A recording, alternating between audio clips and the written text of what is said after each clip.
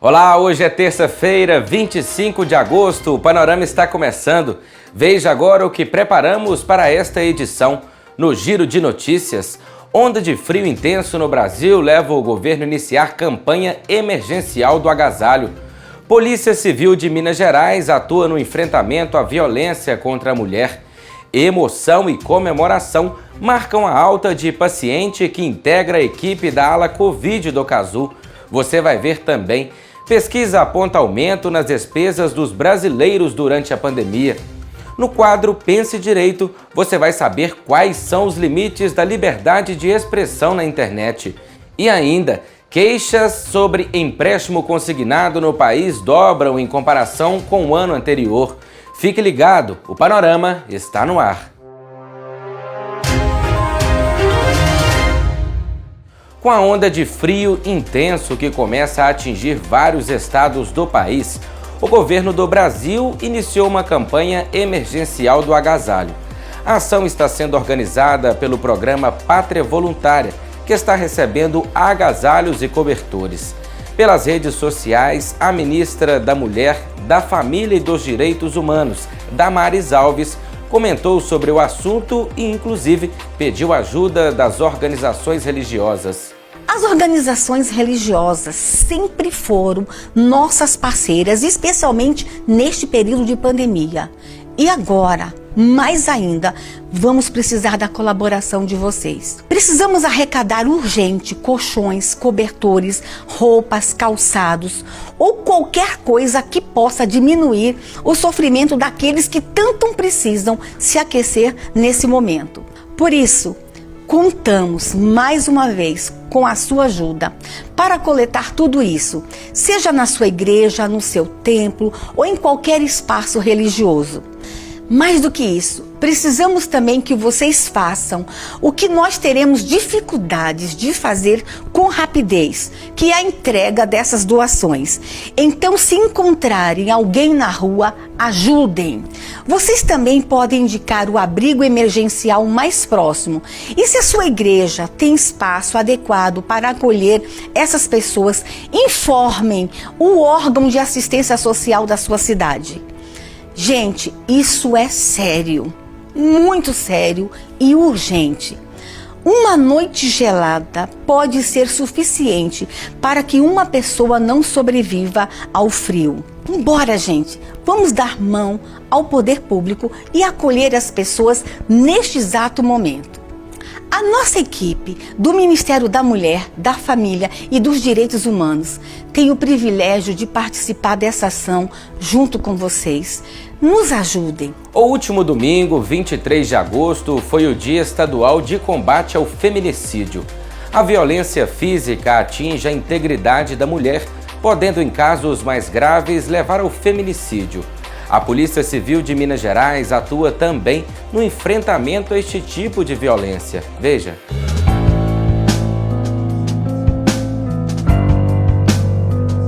No Brasil, a cada 7 horas, uma mulher é vítima de feminicídio.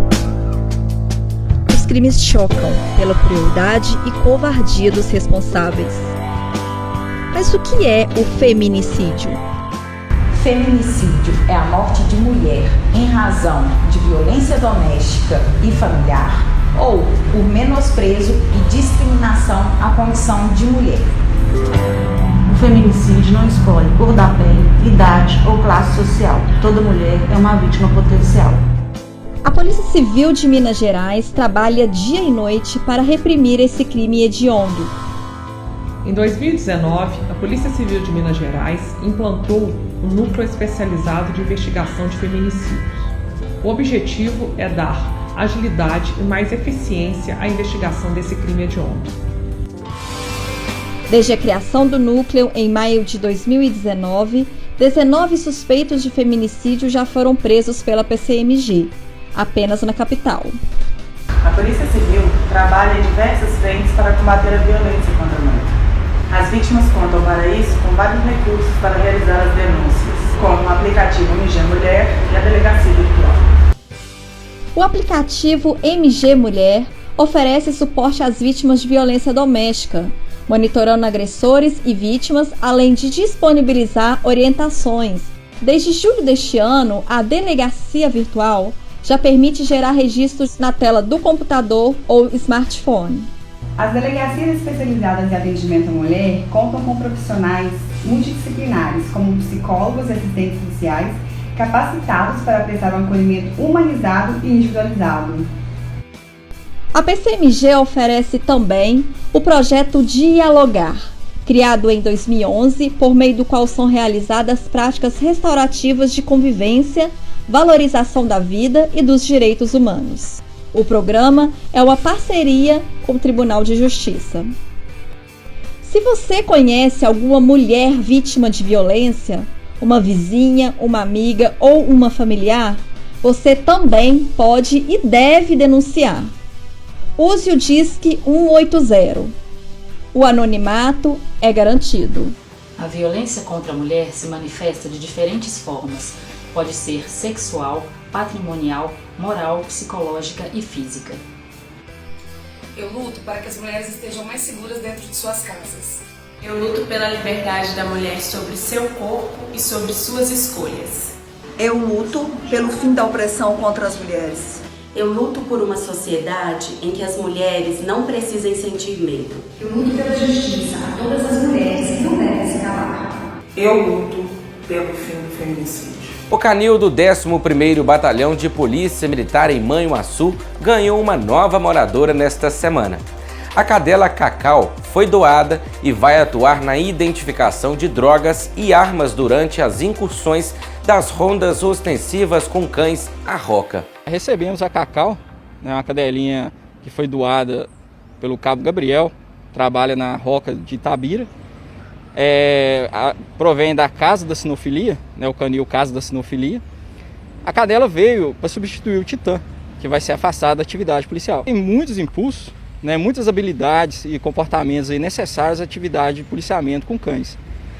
A cadela está com 9 meses, ela foi levada para o Canil Central, que é a companhia de policiamento com cães em Belo Horizonte, o local que dá entrada aos cães da Polícia Militar.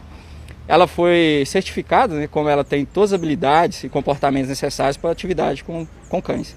Ela não foi condicionada para obediência, ela só foi certificado que ela tem as habilidades e comportamentos necessários e foi apresentada a atividade. Aqui nós daremos continuidade o treinamento e ela vai treinar mais do que trabalhar nesse início.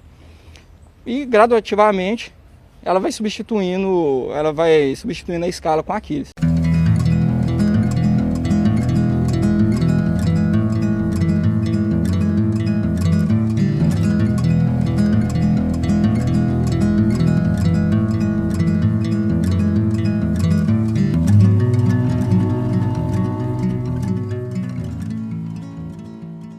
De enfermeira e coordenadora da ala Covid do Cazu Hospital Irmã Denise, Paula Cristina da Silva Botelho, de 41 anos, se tornou paciente após ser infectada pelo novo coronavírus.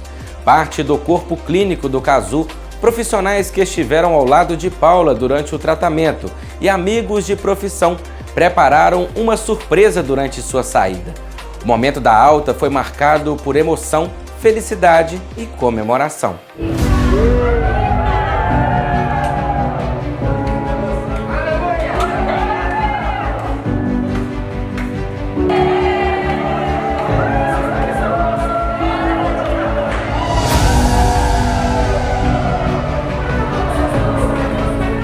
Minha experiência aqui hoje é falar da minha vivência enquanto paciente e agradecer toda a equipe pelo atendimento que eu recebi, porque acaba que eu sou uma profissional da saúde que precisei dos cuidados da nossa equipe multidisciplinar para que eu conseguisse vencer a Covid-19.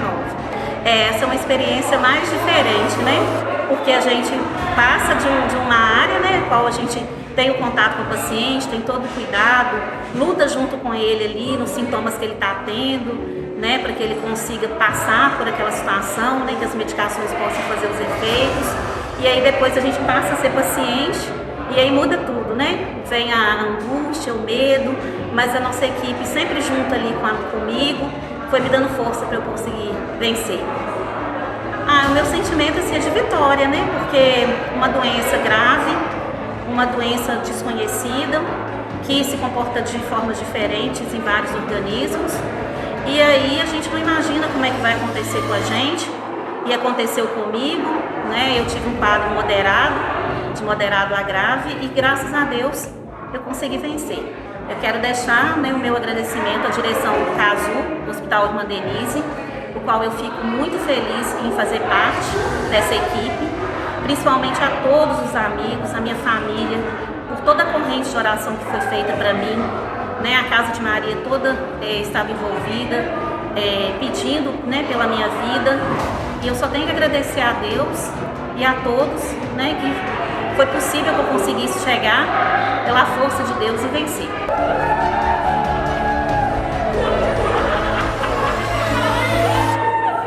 Um levantamento da startup de finanças Mobius revela que a pandemia impôs um paradoxo para o orçamento doméstico no país. Ao mesmo tempo em que a renda caiu, as despesas dispararam. Os custos tiveram reajuste para cerca de 70% da população. O levantamento feito pela Mobius, startup de gestão de finanças pessoais, revela que cerca de 70% das pessoas estão gastando mais no supermercado e 44,8% tiveram aumento nas contas de água, luz e gás. A pesquisa, realizada entre os dias 2 e 13 de julho, ouviu 2.153 pessoas em todo o Brasil, sendo 223 só em Minas Gerais. E ainda revela que 4 em cada 10 mineiros perderam parte da renda. Temos que nos reinventar com tudo que sabemos fazer. Como eu tenho muita facilidade para fazer artesanato, eu comecei a confeccionar máscaras com a minha mãe para nós vender. E isso vem dando muito certo. O aumento dos gastos se deve a fatores como o home office, o alto consumo de energia, de internet e até a prática de cozinhar em casa. O supermercado subiu cerca de 200% e os preços do óleo, leite, arroz, feijão e carne também têm subido. Por outro lado, tem outras despesas que estão em queda. A pesquisa mostra que 62% dos mineiros cortaram os gastos com lazer e 50% com restaurantes.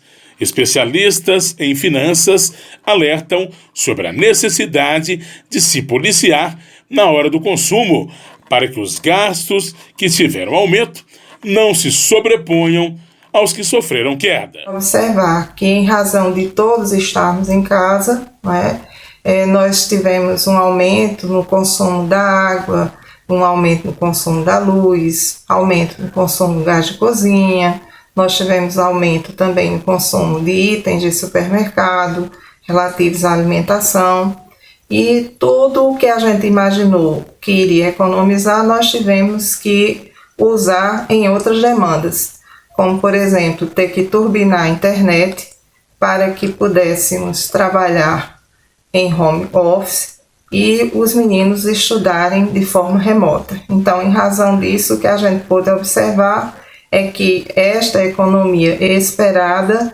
não aconteceu de fato. Para muitos, retomar os hábitos antigos será um desafio quando a pandemia passar. Por ser um momento ímpar, sem precedentes, ainda não dá para prever como será. Poderão acontecer mudanças substanciais em setores como lazer, alimentação e o consumo de energia. Mas, enquanto o fim da pandemia não chega, o jeito é buscar cada vez mais formas de se adaptar. Então, a gente tem um grupo de pessoas que, por terem carteira assinada e por não realizarem atividades essenciais, estão trabalhando de casa. Isso significa um aumento nas despesas domésticas, porque essa pessoa ela está utilizando mais energia elétrica, mais internet, se alimentando em casa também. Então, quais são as dicas para esse grupo? É trabalhar num ambiente em casa que tenha bastante iluminação natural, isso já vai diminuir o uso da energia elétrica, ter atenção com o uso da internet, negociar com a concessionária planos que sejam mais adequados para as suas necessidades.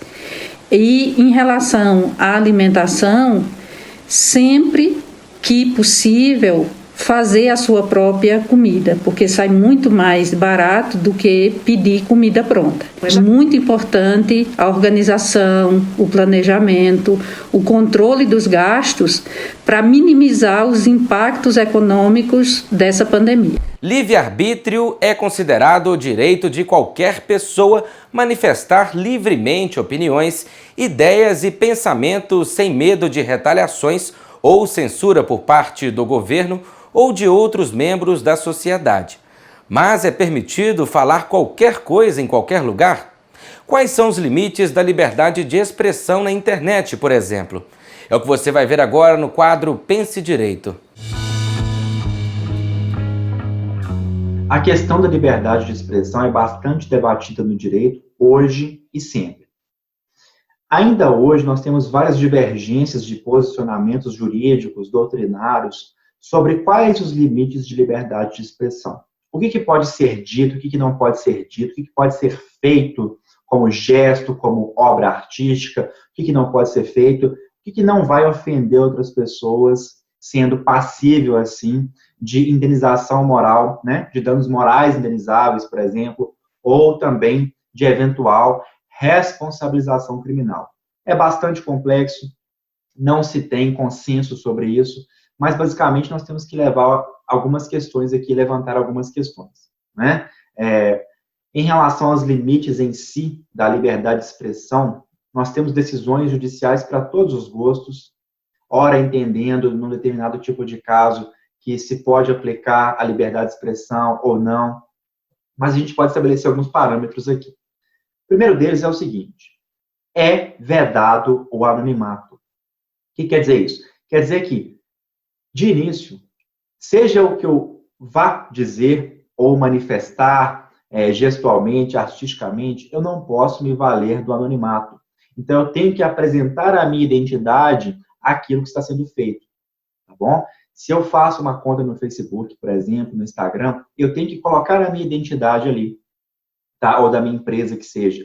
Mas se eu manifesto opinião, eu não posso me valer do anonimato. Não posso me valer da ocultação da identidade para poder manifestar a opinião. Já começa por aí. Se você se vale do anonimato, isso já é um bom indicativo de que aumentarão as chances de que aquilo que você diga, se for considerado ofensivo, seja considerado também indenizável, ou até crime, dependendo do caso. Então, esse é o primeiro parâmetro, a Constituição veda o anonimato. A segunda questão é, há situações que podem ser manifestadas, né? O nosso país, embora não tão livre, digamos assim, nessa questão da liberdade de expressão, como é os Estados Unidos, por exemplo, ele admite de maneira ampla a liberdade de expressão no seguinte sentido: você pode dizer o que quiser, tá? O Estado não te amordaça, não te impede de falar o que você quer. Porém, dependendo do que você disser, dependendo do teor daquilo que você disser, você pode ser obrigado a indenizar. Você pode estar cometendo danos morais e ser obrigado a indenizar alguém, ou, dependendo, cometer até crime também, tá bom? Então, a liberdade de expressão ela não existe no Brasil, regra geral, para poder limitar o que pode ser dito. Mas ela existe para dizer que, olha, a liberdade não é absoluta e, embora você possa dizer várias coisas, se disser algumas que sejam ofensivas, você terá que indenizar e, dependendo, responder até criminalmente. Se você preferir um xingamento contra alguém, você pode responder por injúria. Se você imputar um crime a alguém falsamente, você pode responder por calúnia. Se você agredir alguém por palavras ou gestos, dependendo do tipo de agressão, você pode ser considerado até como um praticante de injúria racial ou até mesmo racismo, dependendo da configuração dos fatos. Então, o Brasil, embora seja um país de tradição mais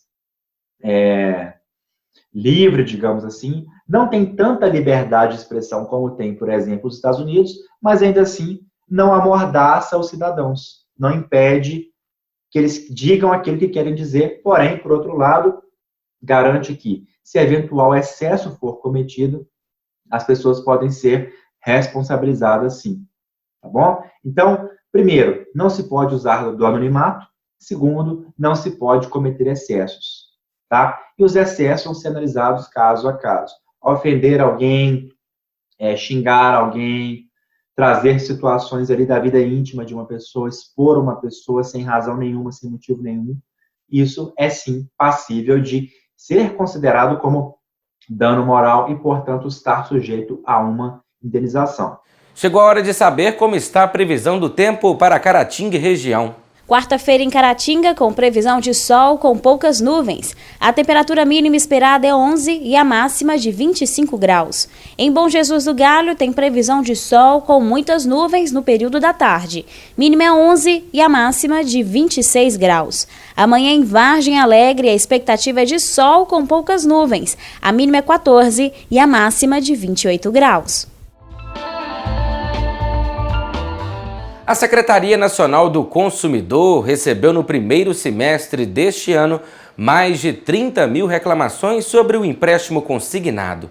O número é 2 vezes maior se comparado ao mesmo período de 2019.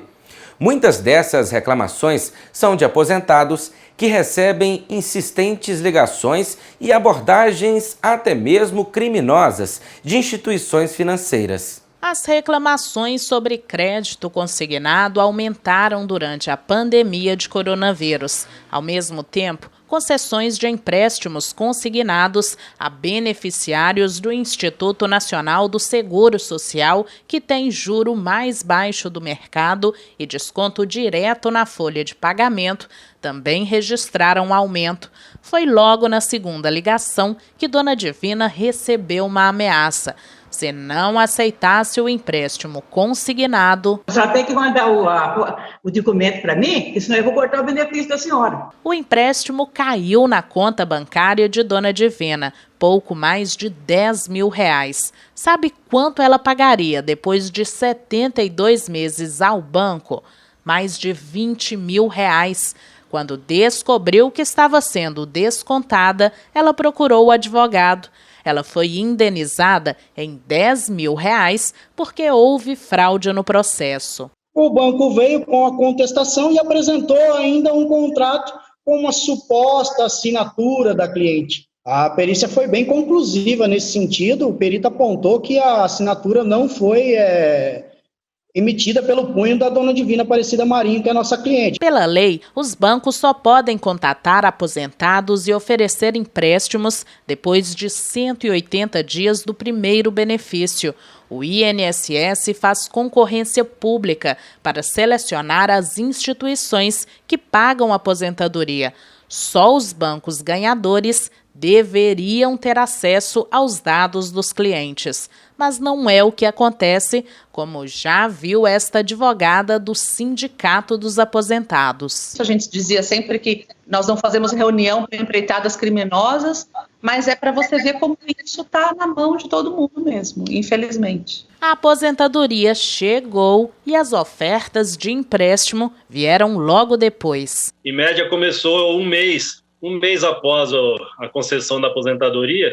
Olha, eu cheguei a atender umas 15, 20 ligações no dia. O INSS disse que intensificou a fiscalização para coibir ações como essa. A recomendação para quem sofre assédio por meio de ligações telefônicas é denunciar. Se dirijam à Defensoria Pública, à Delegacia dos Idosos, liguem na ouvidoria do INSS e façam as suas reclamações. Levem adiante, pega o nome de quem ligou, pega o nome da instituição ou da empresa que está abordando essa pessoa, para que isso possa ser levado adiante e outras pessoas não sejam enganadas ou ludibriadas ou até mesmo importunadas por essas pessoas. A Federação Brasileira de Bancos disse que trabalha com orientações e pode punir as instituições em caso de abuso. Estamos encerrando a edição desta terça-feira. Mantenha-se informado sobre os principais assuntos da atualidade nas nossas redes sociais. Lá você pode rever as matérias do jornal de hoje, além de muitos outros conteúdos. Acesse, curta e compartilhe. Vamos ficando por aqui. Obrigado pela audiência e companhia. Nos vemos amanhã.